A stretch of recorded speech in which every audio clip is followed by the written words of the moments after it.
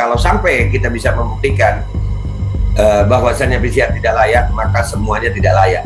Artinya pandemi ini ditentukan oleh alat yang tidak layak. Dan siapa yang bertanggung jawab terhadap itu sampai sekarang mandatori vaksin yang seperti ini harus diurutkan.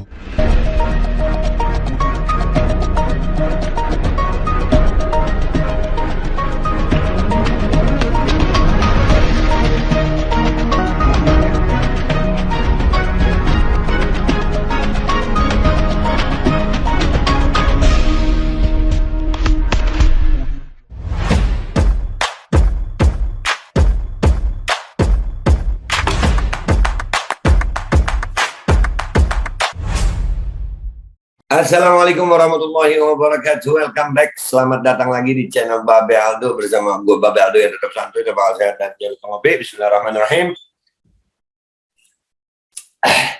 Alhamdulillah rabbil alamin. Wassalatu wassalamu ala sayyidil mursalin sayyidina Muhammad wa ala alihi ajmain.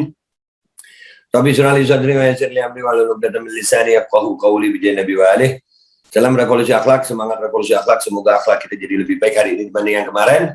Panjang umur, perjuangan, merdeka, Allahu Akbar. Semangat pokoknya, kita MPR kudu semangat ya, supaya kita didengarkan ya. Dan gue mau ngucapin selamat beberapa daerah yang sudah mendeklarasikan MPR di daerahnya masing-masing. Insya Allah bisa koordinasi, konsolidasi. Itu pesan gue, kalian mempelajari hukum dan gerakan kita nggak cuma dengan hukum tapi gerakan sosial juga.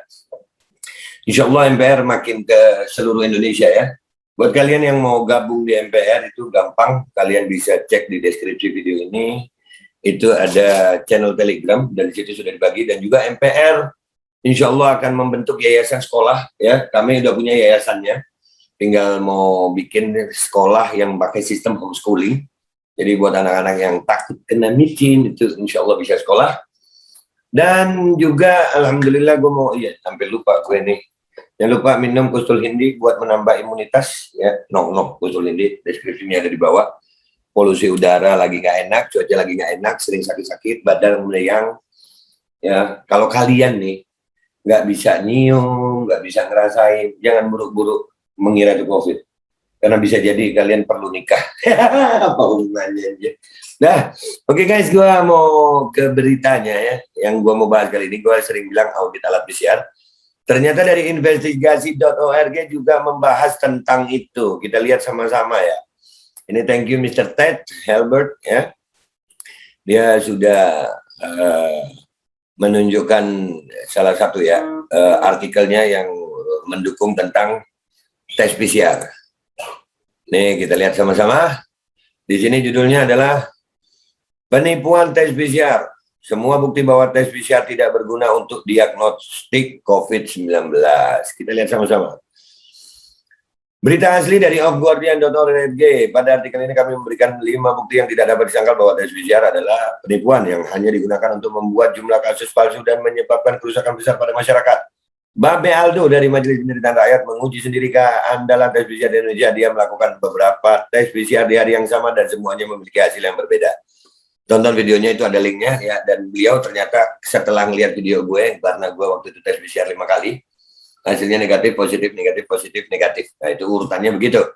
Jadi memang itu layak diuji cobakan ya. Jadi di audit alat PCR. Dan ini video ini gue buat juga untuk tim lawyer atau tim hukum MPR untuk mempelajari kira-kira audit alat PCR ini siapa yang akan kita gugat. Artinya ini perlu ada pembuktian itu, masyarakat harus tahu tentang bagaimana keabsahan tes PCR. Tapi ini kita lihat dari artikel Mr. Ted dulu di investigasi.org ya. Yang pertama, tes PCR tidak dirancang untuk mendiagnosis penyakit. Tes reserve transcriptase polymerase chain reaction RT-PCR digambarkan di media sebagai standar emas untuk diagnosis COVID. Tapi penemu proses pemenangan Nobel tidak bermaksud menggunakannya sebagai alat diagnostik dan mengatakan secara terbuka. Di situ ada linknya. PCR hanyalah sebuah proses yang memungkinkan Anda membuat banyak hal dari sesuatu. Itu tidak memberitahu Anda bahwa Anda sakit atau bahwa hal yang Anda alami akan menyakiti Anda atau semacamnya.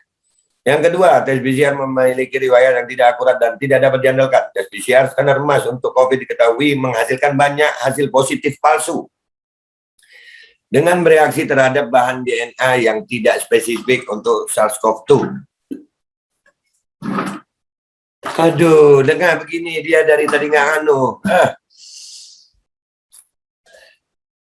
Sebuah penelitian di Cina menemukan bahwa pasien yang sama bisa mendapatkan dua hasil yang berbeda dari tes yang sama pada hari yang sama. Di Jerman, tes diketahui telah bereaksi terhadap virus flu biasa. Sebuah studi 2006 menemukan tes PCR untuk satu virus menanggapi virus lain juga.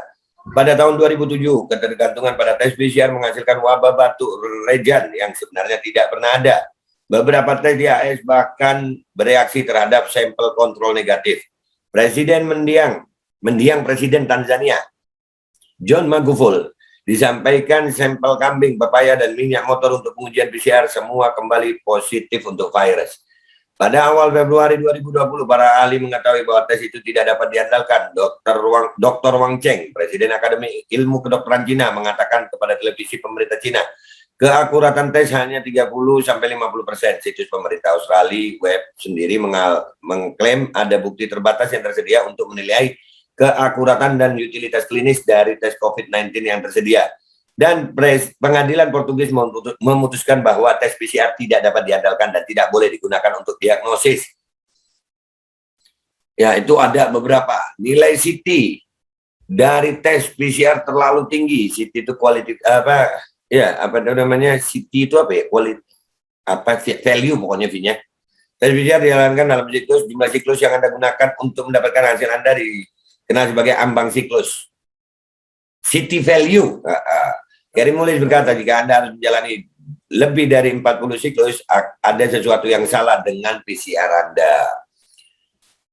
Pedoman MEQA PCR setuju yang menyatakan CT yang nilai lebih tinggi dari 40 tersangka karena efisiensi rendah, tersirat, dan umumnya tidak harus dilaporkan. Dr. Fauci sendiri, Dr. Fauci, bahkan mengakui apapun lebih dari 35 siklus hampir tidak pernah culturable.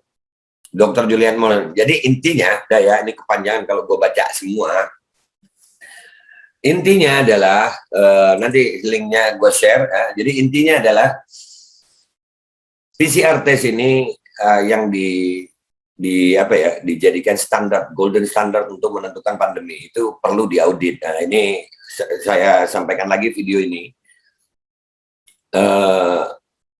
Untuk membuat pemerintah dan departemen terkait untuk memperhatikan audit alat PCR. Dan buat rakyat Indonesia, kita akan mencoba mencari langkah hukum yang mana. Kalau kita nggak didengar, kita terpaksa melakukan langkah hukum karena kita berharap ada diskusi gitu.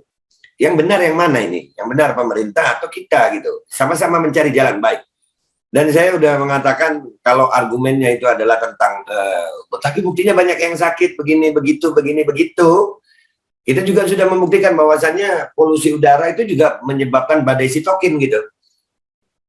Jadi ini penting ya. Jadi saya berharap ini juga untuk ahli hukum yang di MPR yang punya hati nurani.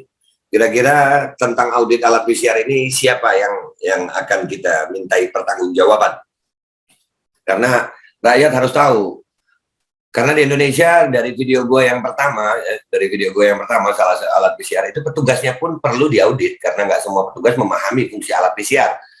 Alat yang bagus saja kalau yang menggunakan itu nggak pinter, maka itu hasilnya akan sangat berbeda. Di Indonesia PCR itu bisa dilakukan pakai drive-thru sekarang, bayangkan. Ya dari mulai harga 900, 450 dan itu udah sering gue jelasin. Jadi PCR test ini beneran alat yang untuk mendeteksi virus atau mendeteksi uang? Itu aja pertanyaan gue. Ya, dan ini kalau sampai kita bisa membuktikan bahwasannya PCR tidak layak, maka semuanya tidak layak. Artinya pandemi ini ditentukan oleh alat yang tidak layak.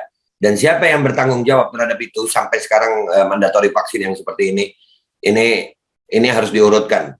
Ya, ini kan mandatori vaksin ini sampai seperti udah parah banget ya buat kita yang nggak mau divaksin. Artinya perpecahan sudah terjadi, orang yang nggak vaksin itu sampai dianggap musuh gitu ya, menyebarkan penyakit, macam-macam tuduhannya. Sementara kami tidak diberikan tempat yang layak untuk berargumen. Andai kata kita diberikan tempat yang layak untuk berargumen dengan segala bukti yang ada, maka saya yakin kebenaran itu akan muncul. Dah itu aja dari gue minta maaf kalau ada salah. ketemu di konten gue berikutnya. Semangat Indonesia, semangat Majelis Penderitaan Rakyat. Di daerah lain insya Allah ikut mendeklarasikan MPR di daerahnya masing-masing. Itu aja dari gue minta maaf kalau ada salah. Wabillahi taufiq wal hidayah wa ridha wal inayah wa lakum minkum. Assalamualaikum warahmatullahi wabarakatuh.